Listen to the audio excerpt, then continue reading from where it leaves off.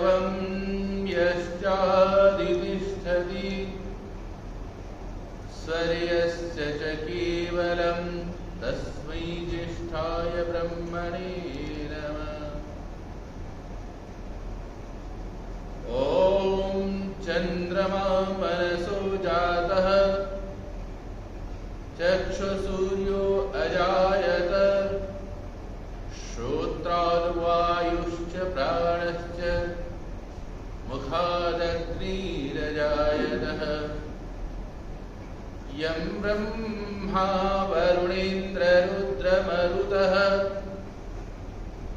स्तुन्वन्ति दिव्यैस्तवैः वेदैः साङ्गोपदक्रमोपनिषदैः गायन्ति यं सामगाः।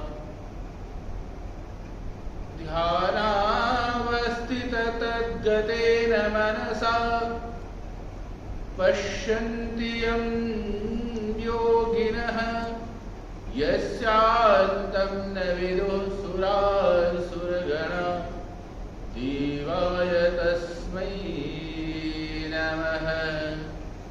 देवाय तस्मै नमः।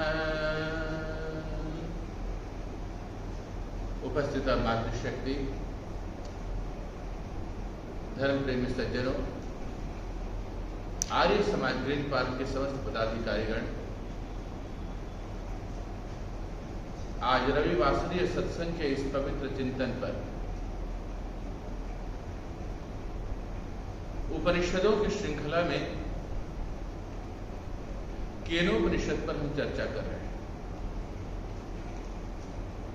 पिछली बार हमने केनोपनिषद की शुरुआत में एक ही बात को याद किया था।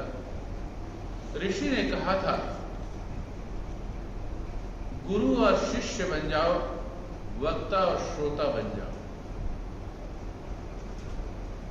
लेकिन एक बात कहा कि हम दोनों की रक्षा करें भगवान। एक बोलने वाले को भी बोलने की ताकत दे तो सुनने वाले को भी सुनने की ताकत दे, दोनों को बराबर स्थान पे रखा। आचार्य और शिष्य के बारे में बोलते हैं, आचार्य को अगर बोलने की ताकत है तो शिष्य को भी सुनने की ताकत दे, लेकिन दोनों की रक्षा करे भगवान। दोनों की मानसिक, शारीरिक और अंतःकरण की रक्षा करे। यह सब प्रार्थना करने के पश्चात ऋषि ने सबसे पहले सूत्र के अंदर कहा है, केनैषितं पतति प्रेषितं मनः केन प्राणः प्रथमः प्रयति युक्त केनैषितं वाचमिमां वदन्ति चक्षुः श्रोत्रं च कौ देवो युनक्ति।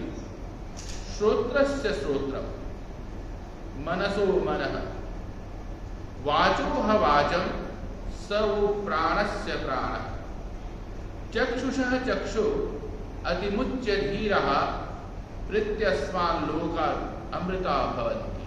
ये सूत्र है। ऋषि जब बात करता है तो दो प्रकार की सांसारिकता के विषय में चिंतन करने के पश्चात मनुष्य को उधर आगे बढ़ने के लिए कहता है कि दोनों के जो बीच का रास्ता उसको अपनाओ। पहला कहता है कि सारा संसार अद्भुत साइंस से भरा हुआ है, विज्ञान से भरा हुआ है।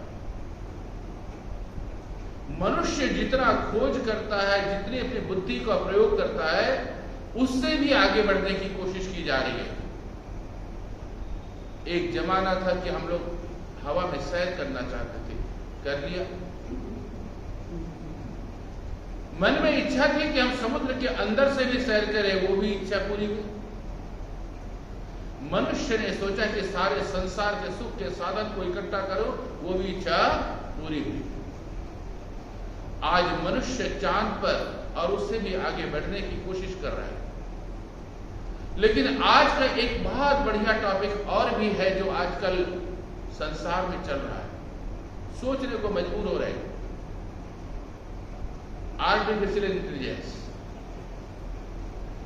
मतलब यह है, हमें तो भगवान ने बनाया, हम प्राणी हैं, श्वास लेते हैं, भोजन करते हैं।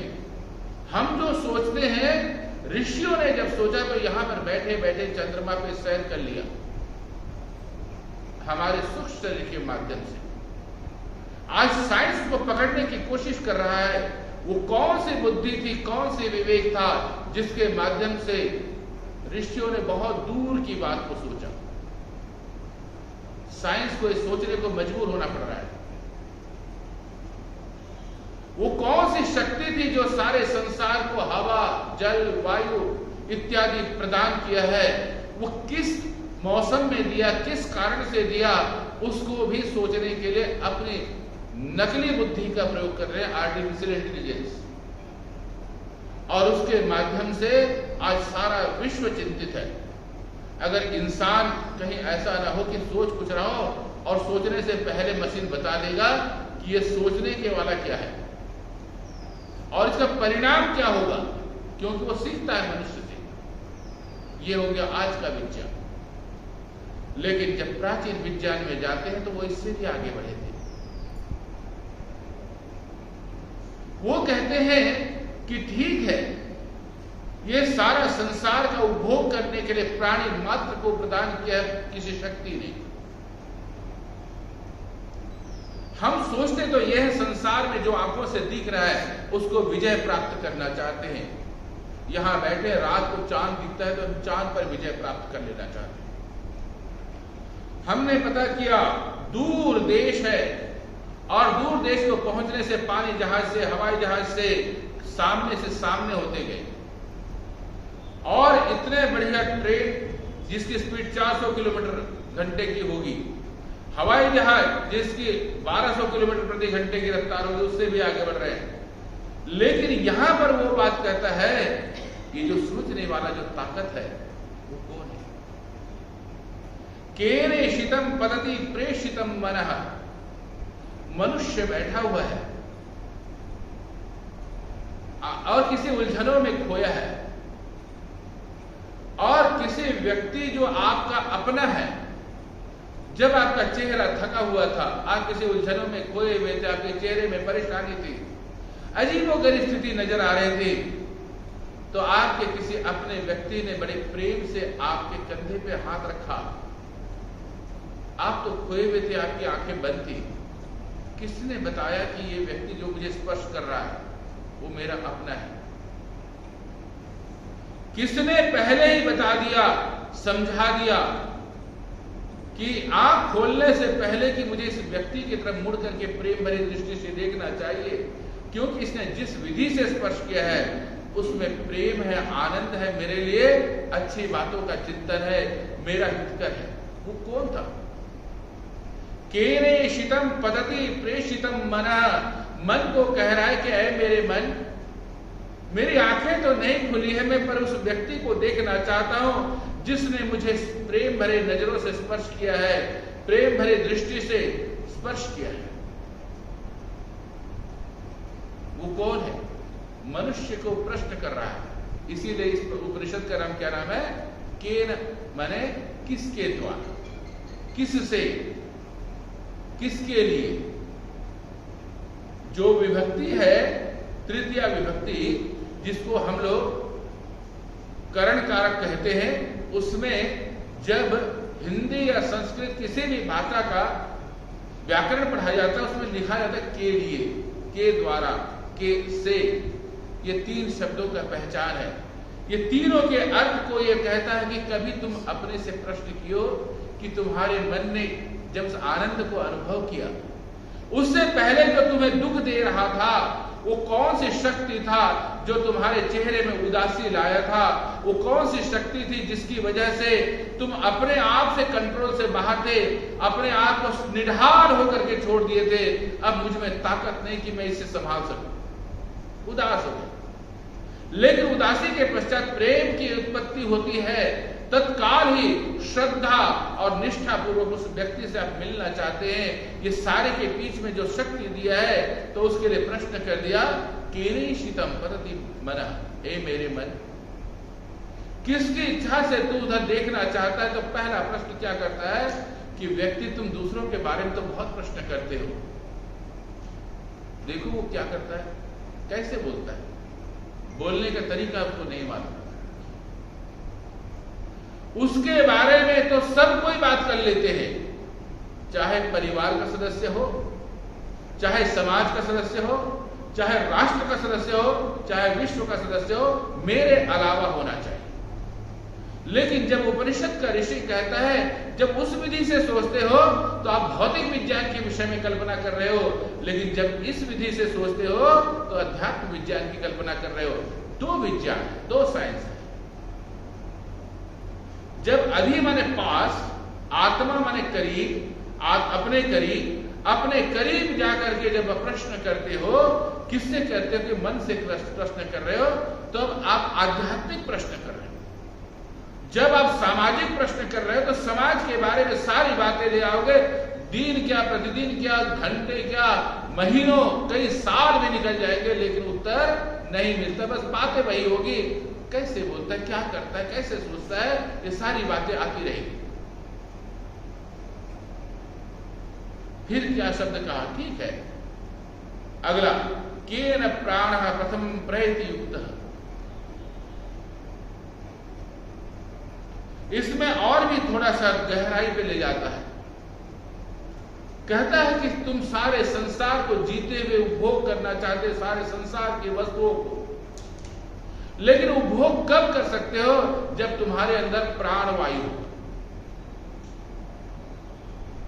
जब प्राणवायु निकल जाता है तो सारी वस्तु तो होती है, लेकिन उपभोग नहीं कर पाती। वो कौन सी ताकत है जो तुम्हारे को संसार की वस्तुओं को उपभोग करने की ताकत दे रहा है?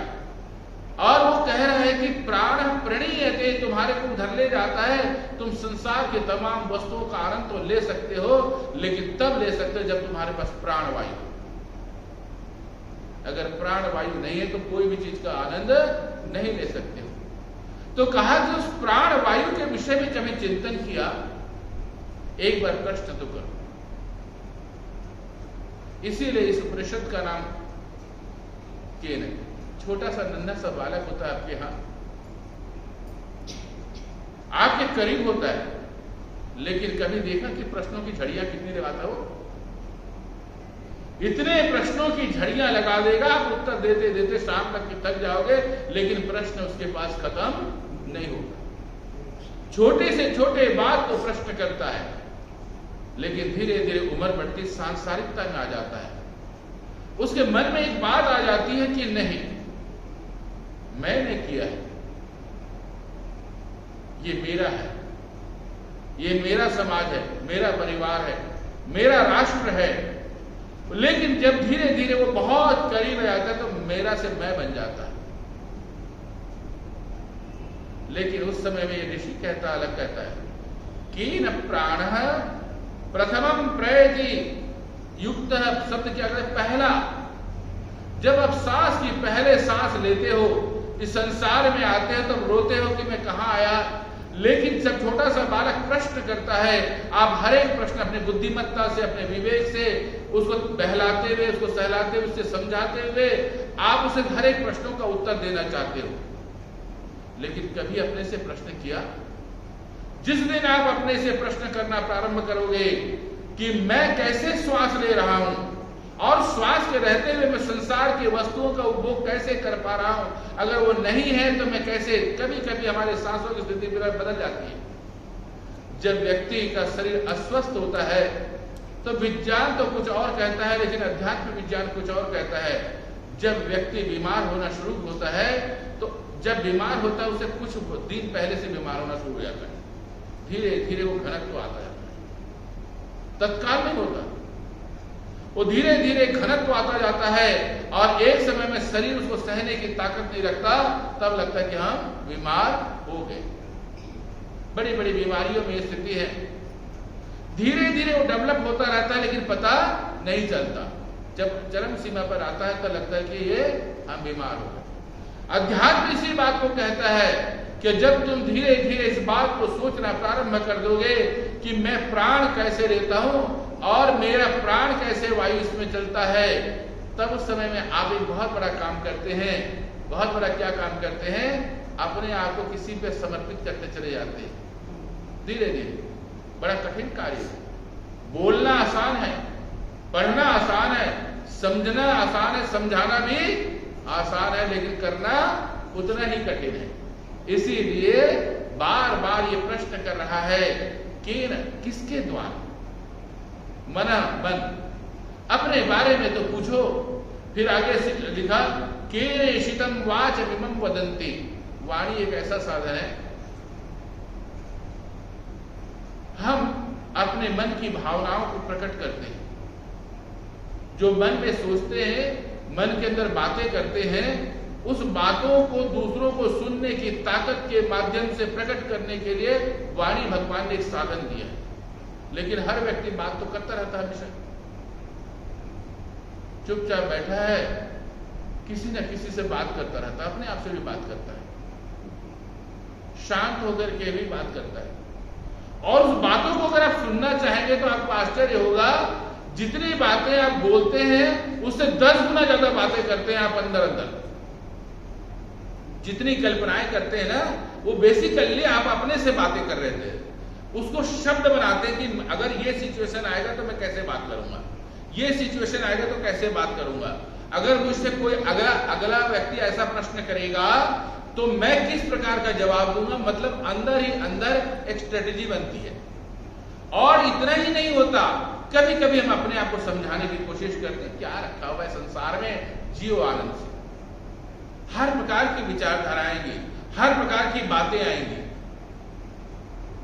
और कभी कभी तो ऐसा लगता है, जब सत्संग से थोड़ी देर उठने के पश्चात लगता है कि सब कुछ तो उपनिषद है। लेकिन जब संसार की ओर बढ़ते हैं तो उपनिषद क्या है, संसार में तो कोई चीज है।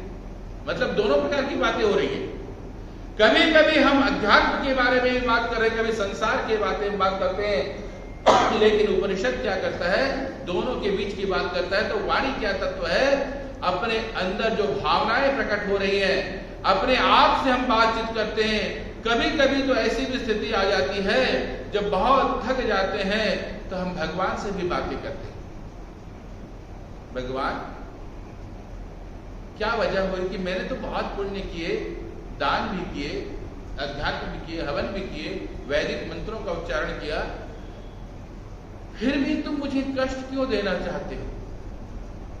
और भी कभी कभी ऐसा होता है, हम स्वार्थ से युक्त होकर के बात करते। एक बार ऐसा हुआ, एक व्यक्ति अकेला रहता था, किसी कारणवश उसके परिवार दूर थे, और धीरे धीरे वो अकेलापन पे आ गया, उसका साथी समाप्त हो गया था, तो अकेले ही था।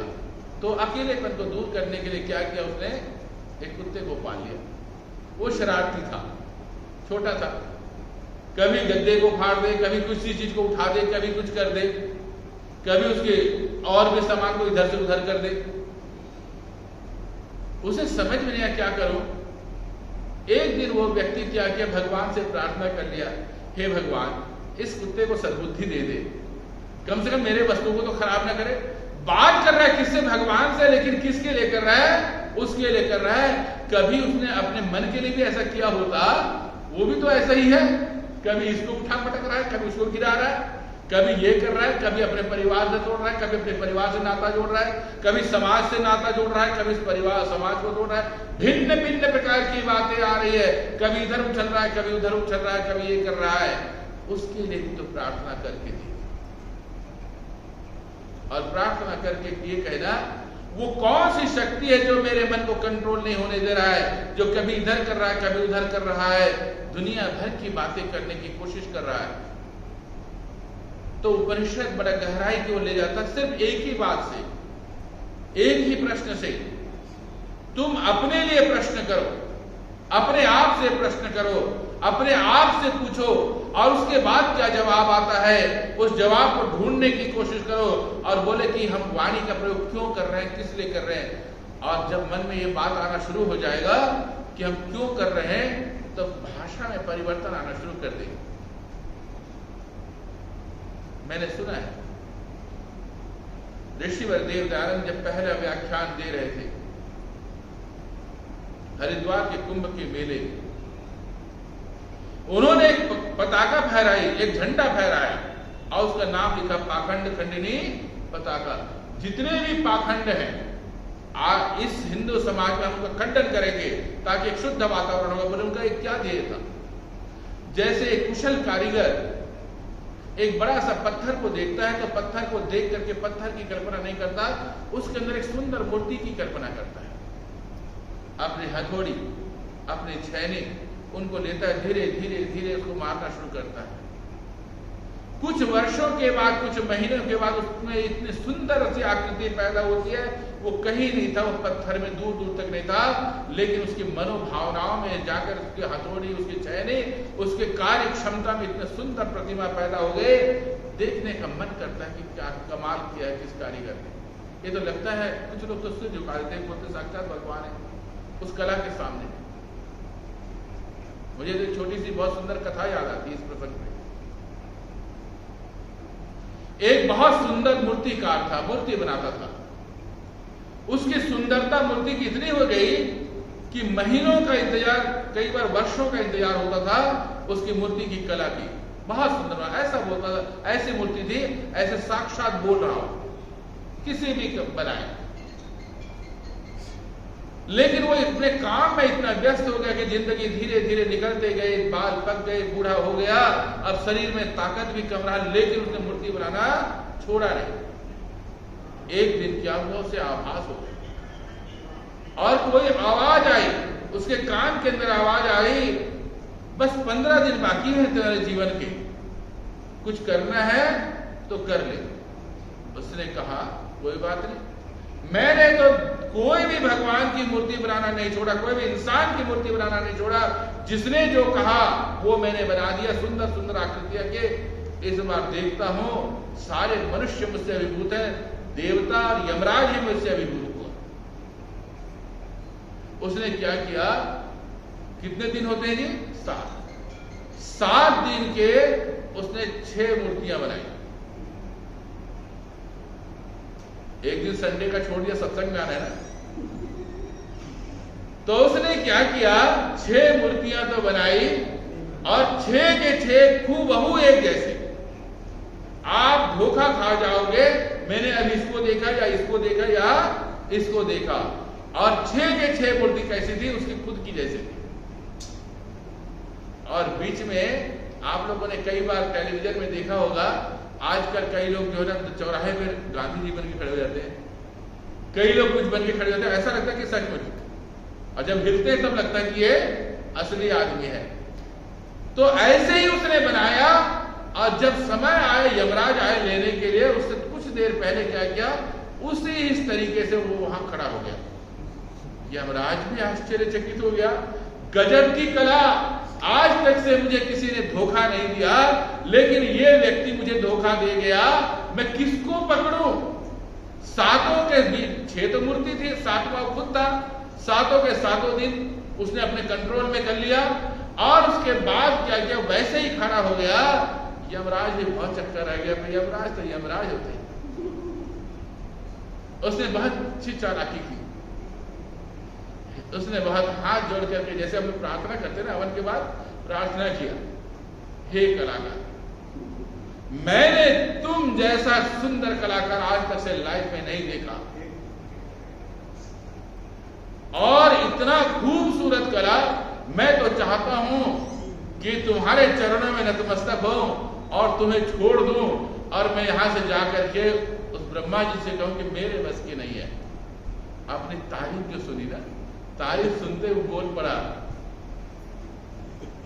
ये इंसान की कमी है, अपनी तारीफ सुनते ही बोल पड़ा। यमराज ने तुरंत पकड़ लिया। तो कहने का मतलब क्या है कि व्यक्ति अपनी बुद्धि, कला, कौशल के माध्यम से संसार में विजय प्राप्त कर लेना चाहता है, लेकिन ये मंत्र कहता है कि वो अपने पर विजय नहीं प्राप्त कर पाया।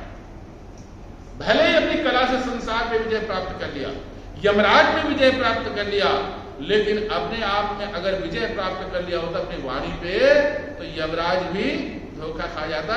तो ऋषिवर देव दयानंद ने इस सिद्धांत को अपना करके जाकर के तप के और वाणी के बलबूते पे, अपने ज्ञान के बलबूते पे सारे विश्व को एक मंच पे ले आए। आज विश्व के किसी भी कोने पर जाओ, आर्य समाज का झंडा गड़ा हुआ मिलेगा। इसके पीछे किसका रहस्य है? ऋषिवर देव दयानंद की वाणी का महत्व है, जो उन्होंने सोचा जन कल्याण के लिए बोला। अभी देखे ना, अभी आप आर्य समाज के नियमों का अध्ययन कर रहे थे, उसमें जो भी बातें कहते हैं किसी जाति धर्म संप्रदाय के बारे में नहीं कहते। उपनिषद भी यही कहता है। उपनिषद ने कभी ये नहीं कहा कि ये व्यक्ति ऐसा रंग रूप आकृति बना ले तो इस धर्म का हो जाए। उपनिषद ने यह कभी नहीं कहा कि तुम अपने शरीर को ऐसे बदल लो और ऐसे मंदिर को बना लो, वही ईंट पत्थर को ऐसे बना लो, तुम ईसाई हो जाओगे, हिंदू बन जाओगे, मुसलमान बन जाओगे, अन्य धर्म बन जाओगे। वो तो एक ही बात कहता है, तुम अपने से प्रश्न करो। उसने न किसी धर्म के बारे में बात किया, न किसी जाति के बारे में बात किया, न आपकी सोच के बारे में बात किया, न मेरे सोच के बारे में बात किया, न जिसने सिखाया उसके बारे में बात किया। वो तो कहता है कि तुम अपनी वाणी से प्रश्न करो कि जो तुम बोल रहे हो तुम्हारा है भी, कि इकट्ठा कर रखा है, सोच रखा है, उसी को बोला है। तो ये कहता है केरे शितम वाचमिमं वदन्ति, कौन तुम्हें प्रेरणा दे रहा है और जिसकी वजह से तुम बोल पा रहे हो। और क्या वो जो बोल रहे हो तुम्हारी भाषा है या जिसने प्रेरणा दी है, जिसने तुम्हें बोलने की ताकत दी है उसकी भाषा है। जिस दिन उसकी भाषा को बोलने लग जाओगे तो ऋषिवर देव दानव की तरह ऊर्जा प्राप्त हो जाएगी। आज आपने बहुत सुंदर संगीत विज्ञान को सुना है, कई लोग जानते भी हैं, बहुत सुंदर गाते भी हैं। उसमें एक स्वर के शास्त्र है। स्वर कितने हैं? 7, और 7 में आधा और पूरा, 7 दूनी 14, आधा नोट पूरा नोट, आधा नोट पूरा नोट, सा का आधा नोट और सा का पूरा नोट, 7 दूनी 14, लेकिन 7 पूरा नोट 7 है। सारे विश्व के गाने हैं, सारे विश्व की आवाज को इस एक ही ध्वनि से पिरो दिया। लेकिन उसकी खूबी क्या जानते हैं? अगर मेरी आवाज सा में स्थिर है तो मैं गाना शुरू करूंगा सा से, अगर मेरी आवाज ग में स्थिर है तो मैं ग से शुरू करूंगा। मतलब मैं अपनी आवाज की क्वालिटी चेक करता हूं। अगर मैं चाहता हूं कि मैं मंत्र मुग्ध कर देना चाहता हूं सारे समाज को, सब मुझे तरफ आकर्षित हो जाए, तो कैसे होते हैं? देखो, 2 प्रकार से होते हैं। जब व्यक्ति नेगेटिव में जाता है तो क्या करता है? जब क्रोध में आता है तो ऊंची ऊंची बातें करता है ताकि मजबूरी से वो मेरी बात सुने। तो अपनी आवाज को कहां ले गया? मां पा पे ले गया। कब? क्रोध पे। पर उसमें क्या नेगेटिव ऊर्जा प्रसारित हो रहा है, अपनी ऊर्जा नेगेटिव जा रही है। लेकिन जब वो पॉजिटिव ऊर्जा आ जाती है, आप अपने लिए नहीं, विश्व के कल्याण के लिए, जन कल्याण के लिए, अपने आत्म विभोर करने के लिए अपनी वाणी को प्रयोग करते हो, सारे गामा पा पे जाकर के प्रयोग करते हो, तो लोग जो है ना अभिभूत हो जाएंगे, बोलेंगे क्या वाह, क्या कमाल की आवाज है। इसी प्रकार से कहा वाणी को साधना पर करो, और उस समय में सोचो कि कौन सी शक्ति है जो मुझ में ऊर्जा प्रदान कर रही है और मेरी वाणी को बोलने की ताकत दे रहा है। अगला शब्द है क चक्षु श्रोत्रम कवु देवो युनक्ति। संसार को देखने के लिए हम क्या करते हैं? आंखों का प्रयोग करते हैं। लेकिन शिव जी जब देखते हैं संसार को तो कैसे देखते हैं? सब लोगों ने शिव जी का मूर्ति देखा होगा, फोटो देखा होगा। उनकी आधी आंखें बंद रहती है और आधी आंख खुली रहती है। हम वैदिक मंत्र से तो प्रार्थना करते हैं, नमः शिवाय शिवतराय च, प्रार्थना संध्या के आखिरी मंत्र में नमः शंभवाय च, इन सब मंत्रों का पाठ करते हैं, लेकिन हमारी आंखें तो पूरी पूरी रहती है। कभी कभी हम ये भी प्रयोग करें, आधा खोल करके और आधा बंद करके, सोचो तो देखो कितना परिवर्तन आता है आपके अंदर। किसी से बातें करने के लिए, किसी से बात अपने आप के बारे में पूछने के लिए, अपने आप को देखने के लिए अपनी आंखों का प्रयोग तो करो। तो पूछता है कि कौन सी शक्ति है जिसने तुम्हें आंखों में देखने की ताकत दी है। ये तो सारे प्रश्न तो पूछ डाले उसने, लेकिन अगला जो शब्द है वो कमाल का है। जो दूसरा श्रोत्रस्य श्रोत्रम मनसो मना, वो कह तो दिया कि तुम प्रश्न तो पूछ डालो, लेकिन कहा श्रोत्रस्य श्रोत्रम, जो कान है उसका अंदर का कान कौन है? हम लोग मंत्र बोलते हैं ना, ओम वाक वाक चक्षु चक्षु श्रोत्रम श्रोत्रम, 2 बार क्यों प्रयोग करते हैं? इसमें वही बात पूछा है। इसमें कहा कि कान का काम कौन सा है? जब किसी बात को सुनना चाहते हो तो ध्यान से सुनते हो। वो ध्यान कौन दिला रहा है? तुम्हारे कान के अंदर शक्ति और ऊर्जा एकाग्रता कौन ला रहा है? इस बात को प्रश्न करने की कोशिश करो। जब इस बात का प्रश्न तुम्हारे अंदर आता है तो थोड़ा सा अंदर चले जाते। फिर क्या कहा? कहा मनसो मनः, मन जो हम सोचते हैं उस मन को चलाने वाला सबसे बड़ा मन कौन सा है जो उसको चला रहा है? मनसा मना, 2 बार शब्द को प्रयोग है। मन का मन कौन सा है? मेरा जो मन है, मेरा जो कान है, उसका कान कौन है? मेरे मन का मन कौन है? और का वाचो है वाचम, मैं जो वाणी बोलता हूं उस वाणी का वाणी कौन सा है? क्या मैं बोलता हूं या कोई और बोल रहा है? अब एक समझने वाली बात है यहाँ पर। अगर इस बात को कोई समझ जाता है तो आखिरी में बहुत सुंदर बात कही है, उसको बताता हूं कि क्यों कहा है। उसमें क्या लिखा हुआ है? इसमें लिखा है अति मुच्च धीरा प्रत्यस्मान् लोकादमृता भवन्ति। जो इस शब्द को समझ लेता है वो इस मृत्यु लोक से परे होकर के इसी जन्म में भी वो जो चाहता है वो कर लेता है, उसकी प्राप्ति हो जाती है। कैसे होता है? तो एक उदाहरण देता हूं। राजा जनक के विषय में सबने सुना हुआ है। हमारे देश का जो उदात्त चरित्र है, मां सीता, उनके पिताश्री थे, राजर्षि थे। राजर्षि का मतलब होता है जो राजा भी हो और ऋषि भी हो। राजर्षि होता है, एक महर्षि होता है, एक राजर्षि होता है, एक ऋषि होता है। जो सब ऋषियों में महान है, जिसको सब ऋषि लोग स्वीकार करते हैं, वो महर्षि हो गया। एक होता है राजर्षि, राजा भी हो और ऋषि और राजर्षि थे। तो राजर्षि को ये कहा गया, कहते ये हैं कि वो उनका 2 हाथ सभी के होते हैं, लेकिन उनके भी जो 2 हाथ थे वो गजब के हाथ थे। एक हाथ उनका होता था अग्नि में और दूसरा हाथ होता था संसार में। ये ऐसा कैसा हो सकता कि अग्नि में हो और संसार में हो? हाथ तो अपने पास है, लेकिन बहुत ऊंची बात कही है। वो एक हाथ तो रखते थे धर्म की अग्नि पे, अर्थात धार्मिक विधि से हर बात को सोचते थे और वो बोलते थे इस समाज को जो चलाता हूं, मैं राजा तो जरूर हूं, लेकिन मैं राजा नहीं, मुझ में कोई राजा बैठा है, वो चला रहा है। मैं तो माध्यम हूं, शरीर माध्यम है। जैसे आपके पास हारमोनियम है, इस हारमोनियम के अंदर में सारे संगीत विद्यमान है, लेकिन ये अभी आवाज नहीं दे रहा। कुशल कारीगर के हाथ में जाते ही आप सबको मंत्रमुग्ध कर देगा। इसी प्रकार के शरीर एक वीणा है। इस वीणा को जो बजाने जानेगा, इसके अंदर जो ध्वनि को पहचानने जानेगा, संगीत उत्पत्ति करेगा, वो जान जाएगा कि उसमें ये कहेगा मनस वाचो ह वाचम, वाणी का वाणी उसमें से उत्पत्ति हो रही है। कभी आप आवाज बैठ करके शांत होकर के सुनने की कोशिश करना अपने अंदर, धीरे धीरे मस्त हो जाओगे और सुनने की बार बार मन लगेगा। अपनी आवाज, वाचो ह वाचम, वाणी की वाणी कौन से? मैं जिन शब्दों को प्रयोग करता हूं उसकी उत्पत्ति कहां हो रही? क्या उसकी उत्पत्ति में इतनी ऊंची आवाज है, नीची आवाज है, मध्यम स्वर है, मध्यम स्वर है, कौन सी आवाज है? वो संगीत की उत्पत्ति कहां से हो रही है? इस बात को ढूंढना शुरू कर देता है जो व्यक्ति। वो क्या करता है? इस संसार से विजय, उसको पता लग जाता है कि मेरा शरीर तो माध्यम है, मेरी वाणी माध्यम है, मेरी आंखें माध्यम है, मेरे कान माध्यम है। न मैं देख सकता, न सुन सकता और न ही बोल सकता जब तक से उसका इशारा न हो, जब तक से वो हाँ ना कहे। कई बार हम बहुत ज्यादा बीमार हो जाते हैं, इतनी शक्ति हमारी क्षीण हो जाती है, हम बोलना चाहते हैं लेकिन शरीर हमारा बेकार हो चुका है, रुग्ण हो चुका है, तो हम बोलने चाहने के बावजूद 1, 2, 4 शब्दों से ज्यादा नहीं बोल सकते, शांत होना चाहते हैं। वो शांति में परम शांति। उस शांति के समय में हम सोचना शुरू कर देते हैं कि हे प्रभु, तू मुझे कुछ शक्ति दे, सामर्थ्य दे, ताकि मैं दोबारा समाज में खड़ा हो सकूं, ताकि दोबारा अपने आप को पहचान सकूं।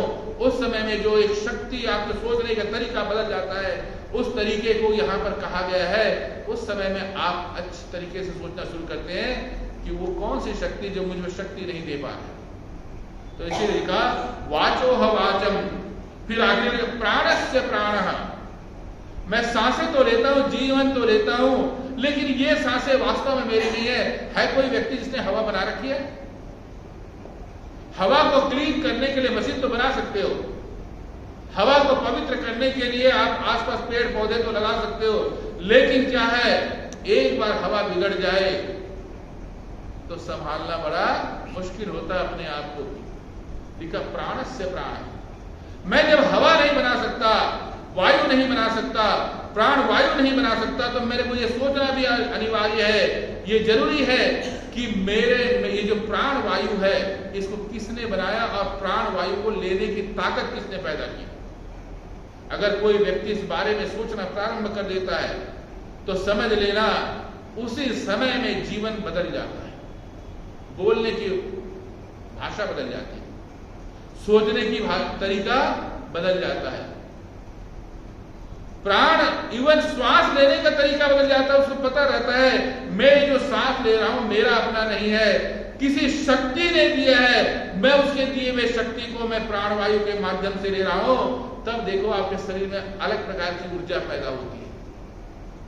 उस समय में आप अपने आप नहीं काम करते। वही वाली बात आ रहा है, मैंने जो शुरुआत की थी आर्टिफिशियल इंटेलिजेंस, वो मशीन जैसे अपने आप आपने इशारा किया कि नहीं, वो सोचना शुरू कर देता है। आप जो सोचते हो उससे 10 कदम आगे जाके सोचता है। इसी प्रकार से भगवान ने जब आपको शक्ति दिया है और उस शक्ति के माध्यम से वो प्रश्न कर देता है तुमने प्राण वायु कहां से लिया, किससे लिया, तुम्हें किसने दिया। तुम उसी के रहने पर सारे संसार में विजय प्राप्त कर सकते हो। जब ये तरीके से सोचने लग जाते हो तो संसार से आगे निकल जाते हो।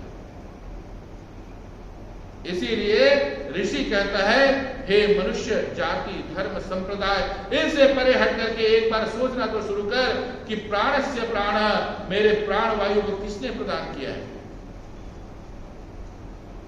आगे और बहुत सुंदर बात है, चक्षुषः चक्षु, आंखों का आंख।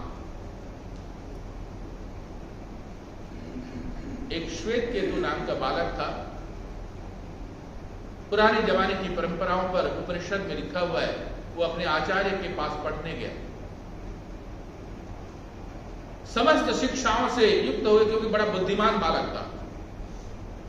सारी विद्याओं को पढ़ने के पश्चात आचार्य ने कहा कि बालक श्वेत केतु, तुम पूर्ण विद्वान और योग्य हो चुके हो, आओ तुम्हारे को मैं इस विद्यालय को, इस गुरुकुल को, इस आश्रम को छोड़ने के लिए मैं आशीर्वाद देता हूं, क्योंकि तुम पूर्ण विद्यावान हो चुके हो, चले जाओ। आचार्य से आशीर्वाद लेकर के चला जाता है।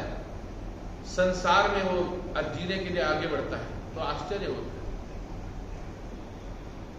मैंने जो गुरुकुल में विद्या पढ़ी और ये समाज में जो विद्या देख रहा हूं, दोनों में बड़ा फर्क है।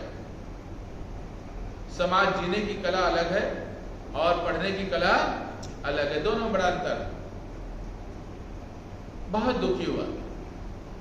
एक दिन बैठे बैठे सोच रहा था कि फिर आचार्य के पास चलो और उनसे प्रश्न करो कि आचार्य, मुझे समझ में नहीं आता, हर व्यक्ति स्वार्थ से पीड़ित है, हर व्यक्ति लोभ और लालच से पीड़ित है, कैसे इसको बदला जा सकता है, मुझे तो समझ में नहीं आ रहा। आचार्य के पास जा करके उसने ये प्रश्न तो कर दिया। आचार्य ने उसके चेहरे की तरफ देखा और मुस्कुराया, कहा कि श्वेत केतु, इसका जवाब कल सुबह मिलेगा, अभी तो नहीं मिलेगा। सुबह सुबह का समय, प्रातः काल, सूर्य उदय होने वाला था, सारे शिष्य बैठे हुए थे। आचार्य का उपदेश प्रारंभ होने वाला था किसी विषय विशेष पर, लेकिन श्वेत केतु ने जो प्रश्न किया था उस प्रश्न के आधार से श्वेत केतु का जवाब भी देना था और सारे शिष्यों को शिक्षा भी देनी थी। बड़ का पेड़ था, बहुत आजकल का जैसा मौसम था, बड़ का पेड़ फल करके पक करके नीचे गिर रहा था। श्वेत केतु से कहा कि श्वेत केतु, आज तुम्हारे प्रश्न का जवाब दिया जा रहा है। आपने विद्याओं को पढ़ाने के बाद बोले कि बड़ के पेड़ को उठाओ, ये फल को उठाओ, और देखा तो उसको बोले खोलो। खोलने के बाद उसने जब देखा तो बहुत सारे छोटे छोटे बीज थे, उसमें राई के दाने से भी छोटे छोटे बीज थे। उस बीज में से उठा करके कहा कि श्वेत केतु, तुम्हें पता है इसके अंदर जितने बीज हैं, इसमें जो तुम्हारे को बीज नजर आ रहे, तुम गिन तो नहीं सकते, बहुत छोटे छोटे महीन है, लेकिन उतने ही विशाल वटवृक्ष खड़े हो सकते। बोले कि हाँ ये तो पता है, क्योंकि बीज से ही पेड़ होता है। तो बोले कि इसमें से एक सावधानी से एक बीज निकालो। बहुत प्यार से, तरीके से, कोशिश करते हुए सावधानी से उसने एक बीज निकाल करके बड़े मुश्किल से हथेली पे रखा। बोला कि एक बीज निकाल दिया। बोले ये विश्वास है कि तुम्हारे पे एक बीज से इतना बड़ा पेड़ हो सकता है? बोले हाँ हो सकता है। ये कैसे तुम जानते? क्योंकि मैं देख रहा हूं सामने में। तो तुम जो देख रहे हो वास्तव में बड़ के पेड़ को नहीं देख रहे हो। बड़ का पेड़ तो इसके अंदर है, जिसके अंदर इस बीज के अंदर छिपा हुआ है, जिसके अंदर इतना बड़ा विशाल वटवृक्ष होगा। तुम पत्ते को तो देख रहे हो, तुम तने को तो देख रहे हो, तुम टहनियों को देख रहे हो, तुम उसके सारे अंग प्रत्यंगों को देख रहे हो, जड़ों को भी अनुमान लगा रहे हो, लेकिन सच्चाई है कि इतना बड़ा वटवृक्ष जो है इस बीज के अंदर है।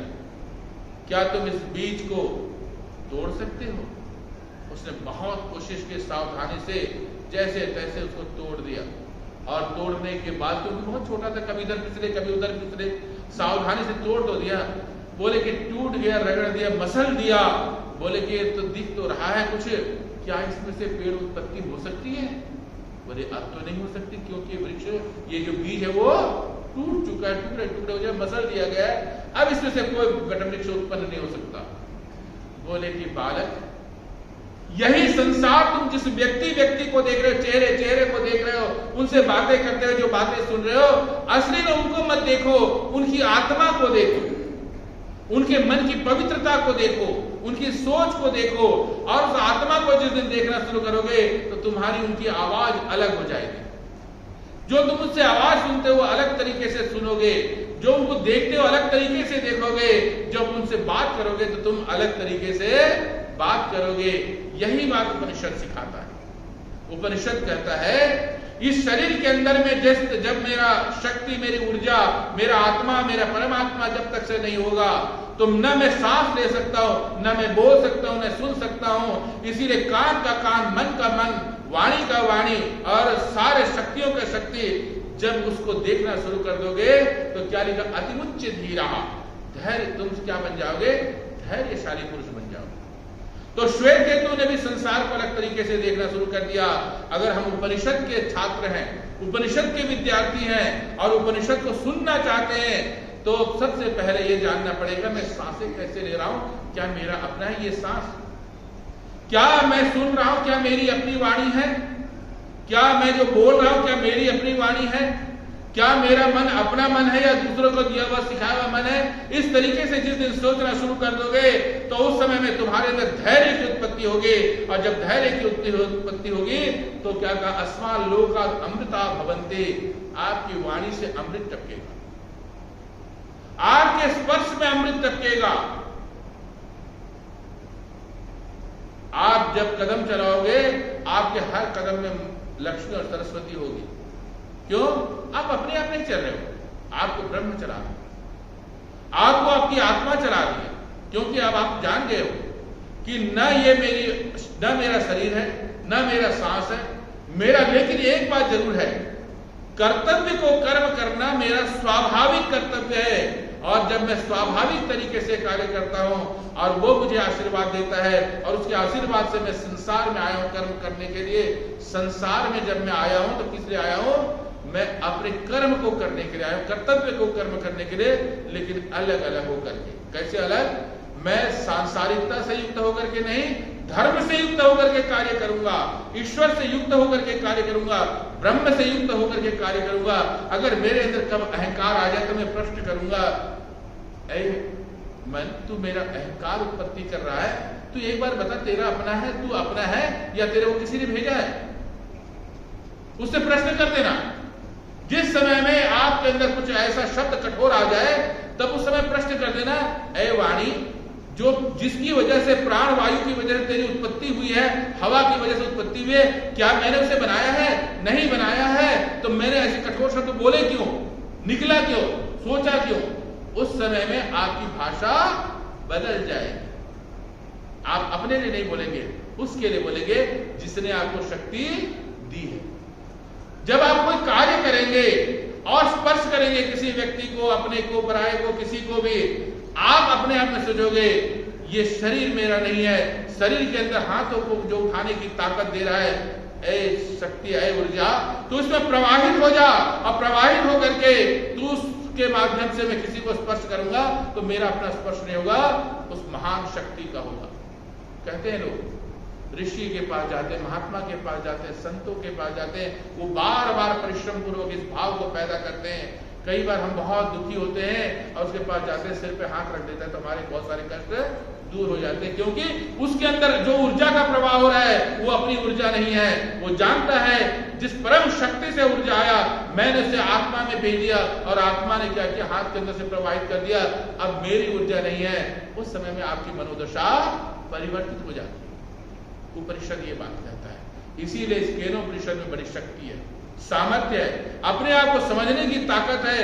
दूसरों को तो दुनिया समझ रही है, हमारे को जो जितनी भी बात समाज में हो रहा है वो हमारे अंदर भी हो रहा है, और जो हमारे अंदर हो रहा है वो इस समाज में हो रहा है। लेकिन दोनों के बीच में एक रास्ता है। उस समय में प्रश्न करना होता है, मेरी शक्ति नहीं है, मेरी ऊर्जा नहीं है, वो कौन सी शक्ति है जो मुझ में प्रवाहित हो रहा है और मुझे चलने की ताकत दे रहा है, काम करने की ताकत दे रहा है, बात करने की ताकत दे रहा है, सोचने की ताकत दे रहा है, मेरे मन को अंदर शक्ति दे रहा है, मेरी ऊर्जा दे रहा है, मेरे परिवार में दे रहा है। ये सारी बातों को जिस व्यक्ति सोचना शुरू कर देता है तो केनोपनिषद का पहला सूत्र को वो स्वीकार करता है।